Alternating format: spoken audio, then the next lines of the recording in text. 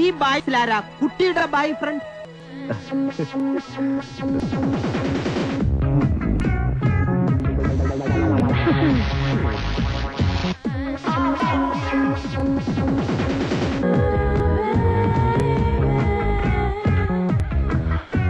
താനാണോ ആ കുട്ടിയുടെ boy friend?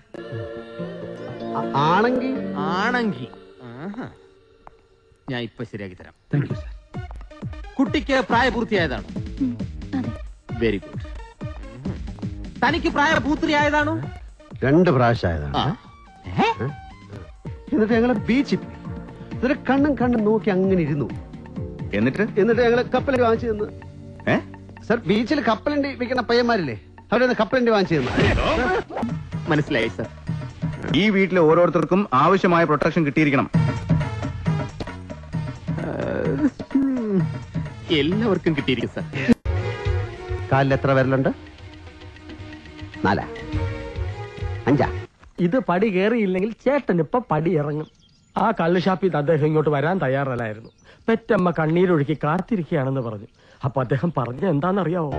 കണ്ണീന്ന് വരുന്ന കോർപ്പറേഷൻ വാട്ടർ ഒന്നുമല്ലല്ലോ ബില്ലടയ്ക്കാൻ, ഫ്രീ വാട്ടർ അല്ലേ, ചുമ്മാ വന്നോട്ടെ എന്നാ പറഞ്ഞു. ചേട്ടൻ ഇങ്ങനെ തല്ലിപ്പൊളിയായി നടക്കുന്നത് പോലീസ് ഓഫീസറായ അനിയന് നാണക്കേടാണെന്ന് പറഞ്ഞു.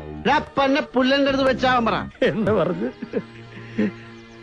പിന്നെ ഞാൻ പറഞ്ഞു, നല്ല തെങ്ങും കള്ള് വാറ്റിയ ചാരായം എടുത്ത് വെച്ചിട്ടുണ്ട്. കണ്ണ് നിറഞ്ഞു പോയി ആ മനുഷ്യന്റെ. അമ്മ കരയുന്നു. ഇതൊക്കെ എന്തോന്ന് കരച്ചില് മോനെ. ഇതിനേക്കാൾ ഉറക്കെ ചങ്കുപൊട്ടി കരഞ്ഞിട്ടുണ്ട് ഞാൻ. ഒരു രാത്രി മുഴുവൻ തിരിഞ്ഞു നോക്കിയില്ല ഇവര്. നിനക്കറിയാം ചാണ്ടി, ആ രാത്രി ഒരു തെറ്റും ചെയ്യാത്തൊരു പാവം പെൺകുട്ടി അതിക്രൂരമായി കൊല ചെയ്യപ്പെട്ടു. എന്നെ അതിന്റെ കാരണക്കാരാക്കിയത് ഇവരാ. ഈ ക്രിമിനൽസ്